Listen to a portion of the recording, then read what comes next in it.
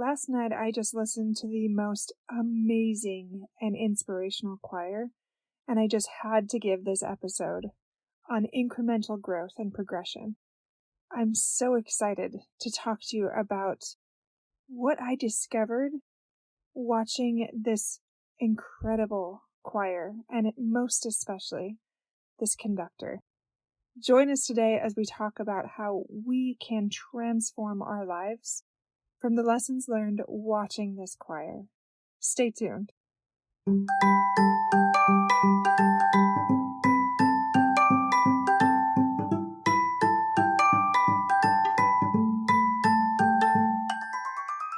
Hey parents, welcome to Fulfillment Therapy. Do you want to raise your kids better and have a stronger marriage?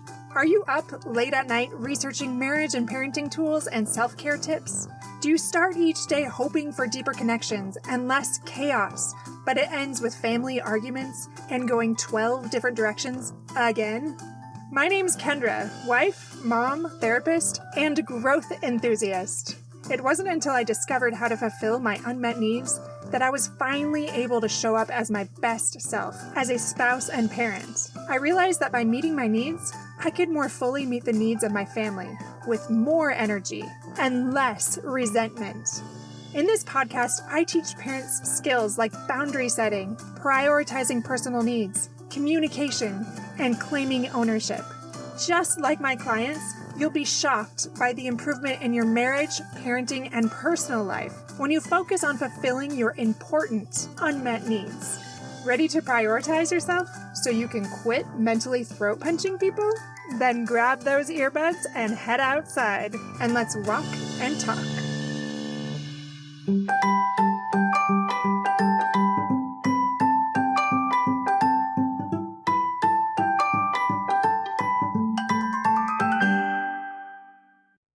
Welcome back, my friends, to episode number 133, Trusting the Conductor, a Journey of Gradual Progression. My friends, like I just mentioned in the teaser, I feel so inspired and rejuvenated after watching this amazing performance last night, and I want to share those insights before they fade. So I'm actually recording this on a Sunday, which I never do, but it just feels so good. It feels so transformational that I want to share it while it's still fresh. And I also want to dedicate this episode to conductors, to choir members, to orchestra members, and especially to the millennial choirs and orchestras. Do you know that feeling that you get when you go to like an inspiring movie or a concert and you leave that ready to take on the world and live your life more fully? It's almost like it wakes you up from your mediocrity and reminds you of who you really are. Well, that happened to me last night, and I want to share that story in just a moment. For now, I want you to think of some other inspirational things that maybe you have seen, or watched, or heard. Like maybe you've watched Unbroken, or Anna and the King, Mr. Holland's Opus, Antoine Fisher, The Great Debaters, maybe it's Remember the Titans, or The Pursuit of Happiness, whatever yours are. Those are just some of my favorite ones that I feel inspired by. Or maybe it was a musical like Les Mis or Hamilton or Lion King. Whatever it was, it left you feeling so inspired that you were determined to live your life more fully. I want you to think of that as I talk to you today about this journey of gradual progression. Yesterday morning, I taught at a women's conference, and I was talking about wellness and incremental growth. And these women were there from all walks of life. They were all ages, they were all sizes. And when I talked about how this life is a life of progress and how happiness thrives when there's a gradual progression, a woman raised her hand and said something like, I have a walker and I can't move much, but I've learned that just marching around when I move around the room with my walker is enough. And I thanked her for sharing, and it just really touched me how open and vulnerable she was being as she shared some of her frustrations. Like many of the people there that day were sharing experiences where their path looked different than what they thought. And sometimes it was hard not to compare where they thought they would be, or even with their past selves or with others around them. And as she finished talking, I thanked her for sharing, and then I talked to her about how our path often looks different than others, or than we thought it might be. And I asked her what she could do that is just one step further regarding her physical health specifically, without going into shame or comparison. And she said, I could go outside. I could walk in my neighborhood without my walker. And the way that she said it was just so hopeful and like, yeah, I can do this one next step. Just this simple thing. And she seemed hopeful. And she seemed to wake up a little and remember that despite her challenges, progression is still possible and crucial to fulfillment. I just loved that moment, talking with those women and hearing their different stories and how they all felt that there were these small things that they could do to gradually improve. Now, fast forward several hours, and I went that night to a choir with my beautiful, wonderful friend April. I love her very dearly. She invited me to go see the millennial choirs and orchestras. Now, I've been wanting to see them for quite a while, but this is the first time that I was able to attend, and it was amazing. It was remarkable. I asked around and I even looked up online. I tried to find out how many people were in this choir, but I didn't find an exact number, but it seemed like there were hundreds. And they ranged from probably about 5 years old to much older adults. If you haven't seen them perform, I'd highly recommend it. But as I watched their powerful, moving performance, I was struck by what the conductors were able to do. It was so magical. I wish I could just share this visual with you, but you'll just have to imagine it for now. But there were 3 different conductors, and they felt the music so strongly. And they knew the choir and the orchestra's ability more than even those members did.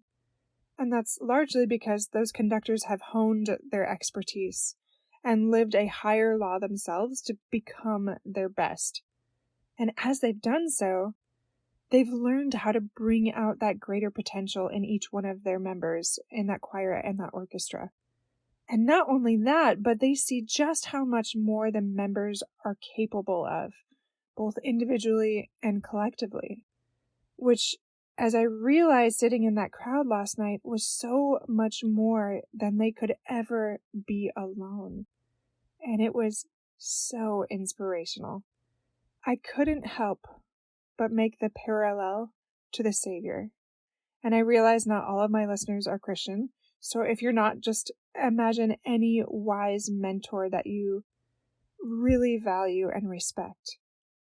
So for me, that is Christ, and I kept thinking about how Christ devoted his life to higher living. He practiced what he preached, and he lived a life of incremental growth. As he did so, he's able to elicit the best in others, and I imagine him much like that head conductor last night in the millennial choir. His name was Brett Stewart, but his passion and his expertise and his enthusiasm changed so many lives, and you could see it.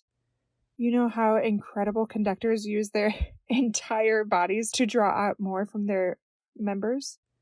And then even after that, they beckon for even more from them, like with their fingers, like they move their fingers just slightly to bring out more, to draw forth more, and they're feeling it so fully in their bodies. And watching them last night, it seems that even the choir themselves were astonished at the results and that they could give more when they thought they were already giving everything they had. And I thought about that last night, watching that passion in Brett Stewart and the combined effect of the orchestra and the choir. It was incredible. And the Savior does that with us, if we let him. He puts all his passion into molding us and inspiring us. And then he beckons us with his fingers, just like that conductor, for us to dig deeper and give just a little more. He encourages us to wake up, to rise above mediocrity. And when we realize we can give more when we thought we couldn't, it's incredible. It's beautiful. And what's even more, then we turn to those in our own sphere of influence, and eventually we are able to become a conductor ourselves and draw forth the best in others. And the ripples are endless. I couldn't help but thinking about this podcast and my clients and the things that I love doing and feeling like a conductor myself and feeling that that is where true joy lies. But it's a big if. It's like this sentence. If we follow the conductor. If we trust in his expertise and recognize that he sees more in us than we can currently see in ourselves. We are all future conductors. As we trust the Savior, or whoever that mentor is that you're imagining, and as we trust our conductor in our own choir, we'll be shown a higher, holier way. It won't always be easy. In fact, it often won't be. His way is often lonelier as we put in that greater effort and refine our craft and refine our life. But his way will bring greater happiness. It will bring greater fulfillment. I teach the adults in our church in a class called Gospel Doctrine, and I was teaching recently about the allegory of the olive tree. And when I was reading it over, it reminded me of some of these same concepts, and I want to share one thing that I learned that applies here, I think, quite well. This is from the Book of Mormon Student Manual, and you can access the show notes to find all of these things. But it says this: if the green slip of an olive tree is merely planted and allowed to grow, it develops into the wild olive, a bush that grows without control into a tangle of limbs and branches, producing only a small, worthless fruit. To become the productive tame olive tree, the main stem of the wild tree must be cut back completely, and a branch from a tame olive tree grafted into the stem of the wild one. With careful pruning and cultivating, the tree will begin to produce its first fruit in about 7 years, but it will not become fully productive for nearly 15 years. The olive tree cannot become productive by itself. When Israel gave themselves to their God, or you can substitute this for a mentor here or a conductor, for pruning and grafting, they prospered and bore much fruit. But when they turned from Christ, they became wild and unfruitful. That is profound, isn't it? Just amazing. It took nearly 15 years to become fully productive, and it took 7 years for them to bear their first fruit. And I think about that choir, or I think about those other things that we do to hone our craft. And it does not come easy, especially in the beginning. It takes a while to become productive and fruitful, but having faith that it will as we trust our conductor, as we trust our mentor, as we trust our God. That is when we bear much fruit. And if not, if we choose to turn from our conductor, that is when we become wild and unfruitful. I recognize I'm mixing a lot of metaphors here, I apologize, but I felt these were both really powerful parables or metaphors to teach us about the importance of the journey of gradual progression and trusting our conductor. So are we allowing our conductor to make the most of us? Are we trusting in their expertise and their wisdom to help us become all that we can become? And when it's time, are we allowing ourselves to begin our training as a conductor? As we strive to reach our divine potential and increase our abilities, each incremental step we take unlocks greater treasures that aid us in becoming that inspiring, harmonious choir and orchestra. This is a life of gradual progression, a journey of becoming one small step at a time. And one day, we'll be conductors ourselves.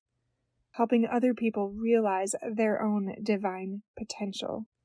My friends, if you have felt inspired by something lately, whether it's a movie or a Broadway show or a choir or a mentor, whatever it might be, I encourage you to not let that feeling go. I encourage you to do what you can to magnify your talents, to hone your abilities, to take that one extra step, even if it's you with a walker deciding to go outside and just walk a little bit, just that one tiny extra step to reach your divine potential and become who you were meant to become. Once again, I dedicate this to members of the Millennial Choir. If you know any of them, or any other choir that has inspired you, or mentor that has, please share this episode with them and thank them for how they have been that conductor to you, eliciting that greater growth, drawing more out of you than you ever thought possible as they believe in you. And I pray, my friends, that you will have the courage to become that conductor yourself, and you will dig in and magnify your life and share your talents to spread those ripples. Best of luck as you do so, my friends. And I'll see you back here in just a few days.